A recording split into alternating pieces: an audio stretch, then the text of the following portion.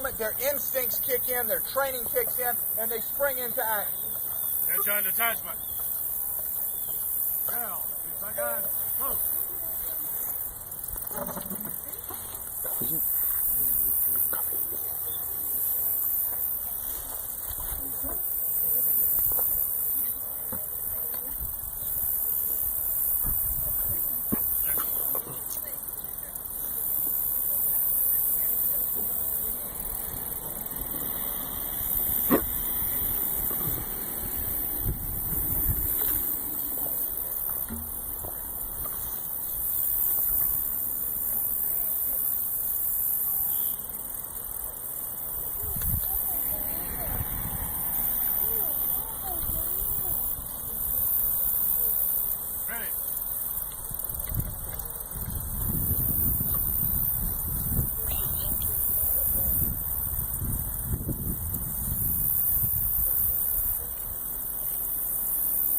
There you go, cover your ears.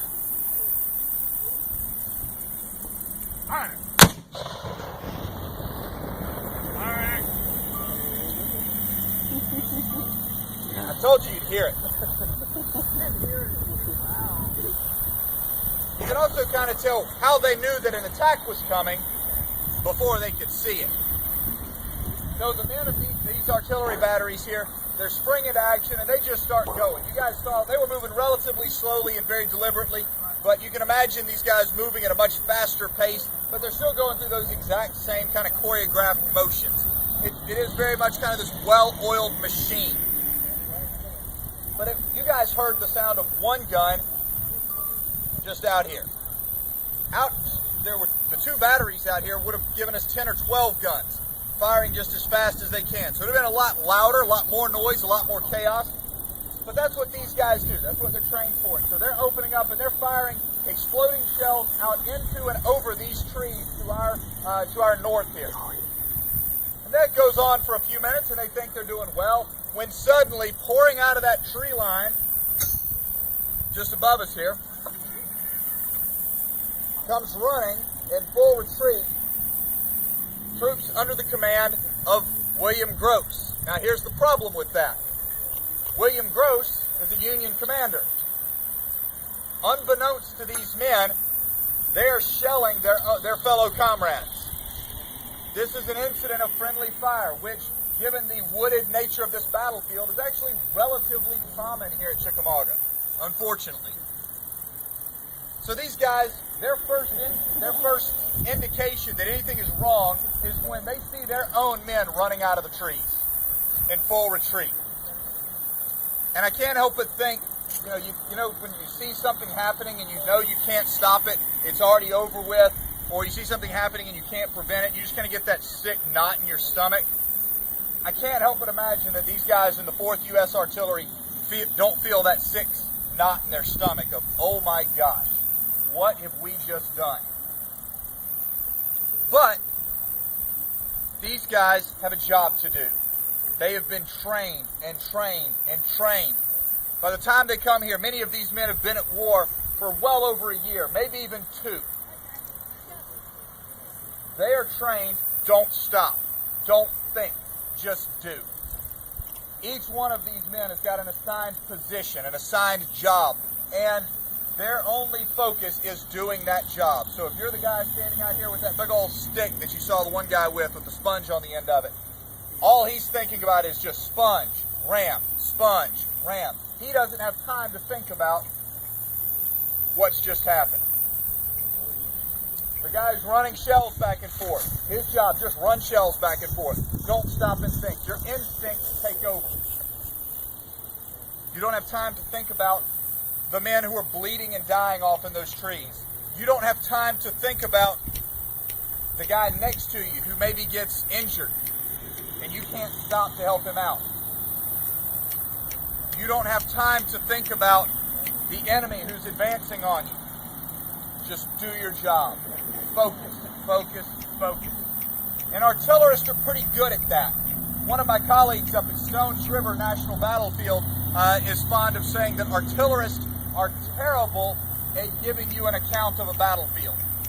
Because you'll read one of their diary accounts or their letters and it'll say, say, all right, well, we marched into position, we did this, then we unlimbered our guns, and we fired for 6 hours. And that's it. That's all you get from it. Because they're that laser focused on the task at hand. You can't be distracted. Your friend gets wounded, his blood splatters all over you. You can't stop. You get wounded, it's just a flesh wound. You can't stop.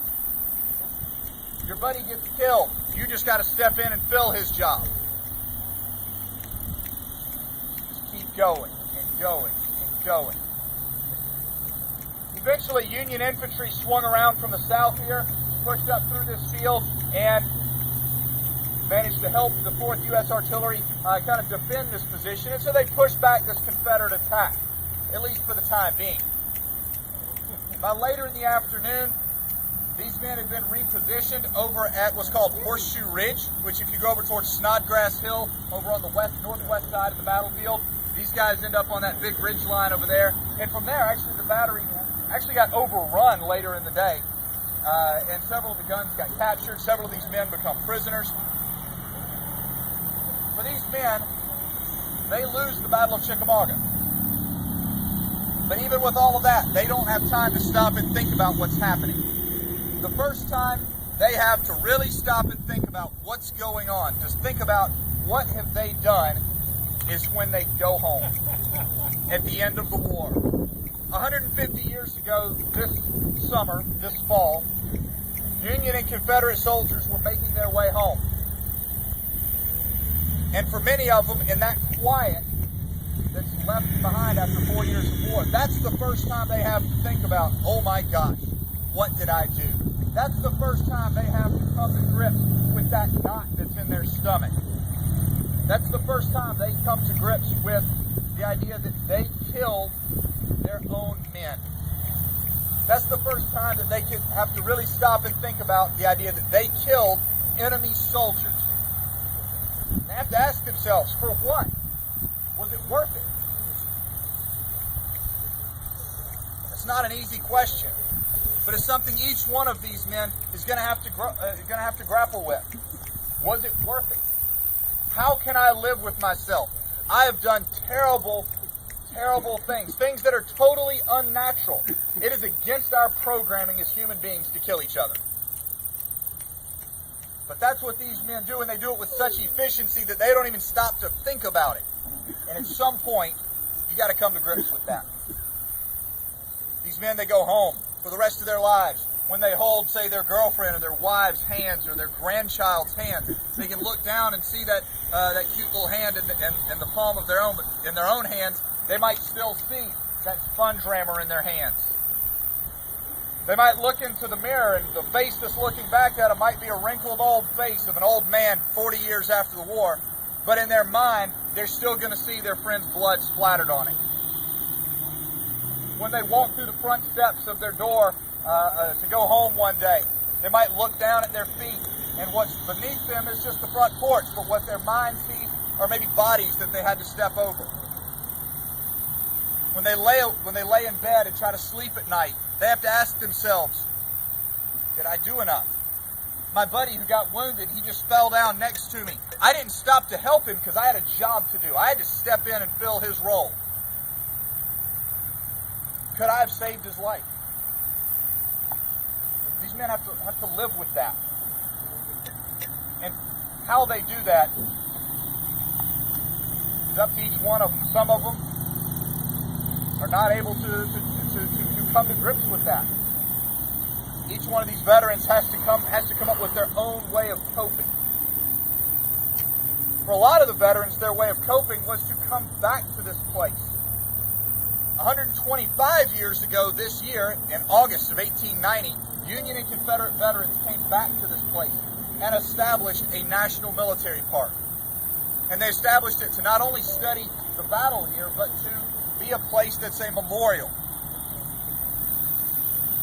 They put monuments all over the landscape. And despite that horrible knotted feeling in their stomach that the 4th U.S. Artillery must have had here on this field, they still put a monument up. The monument just over here next to the tree that looks like a little pyramid. That's the monument that the veterans of the 4th U.S. Artillery put up in this field, marking this spot where they did the unthinkable. When they came back to this battlefield, they heard and saw many of the same things that you do. It's quiet, it's pretty, maybe it was hot. They hear the crickets off in the distance, they see and hear birds flying overhead. The sounds of war are gone, but in their mind, the sounds of war will continue to play over and over and over again. And this one terrible sound, no matter how quiet the world gets, one terrible sound is going to always be in their mind. Headshot detachment. Solid shot. Move.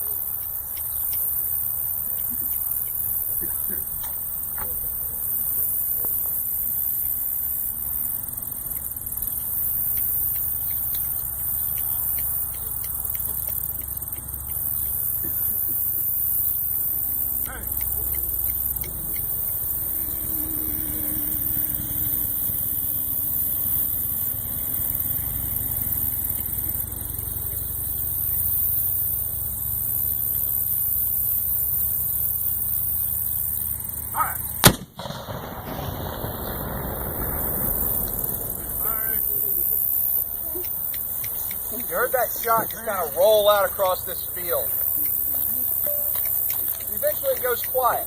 But for the men who fired those shots, that sound's just going to keep rolling in their head over and over and over again. And how are you going to deal with that? The challenge each one of them face. That's the challenge that each one of us faces sometimes. Maybe not all of us have fired artillery on a battlefield or accidentally opened fire on our friends. But each one of us has done things or been involved with things where we have to look back at it and go, how am I going to live with that? We have a lot more in common with these men than maybe what we expect. For each one of us, something in our head is just going to keep rolling and rolling and rolling like that sound. Thank you guys for visiting with us today. I know this program did not really address a whole lot of how the cannon operates. If anybody's interested in that kind of thing, in just a few minutes, as soon as they secure the cannon, I'll invite you guys to cross the rope line, and y'all are more than welcome to go up, take pictures, and ask questions about how it works or anything like that. But again, thank you guys for visiting with us, and I hope you enjoy the rest of your visit here.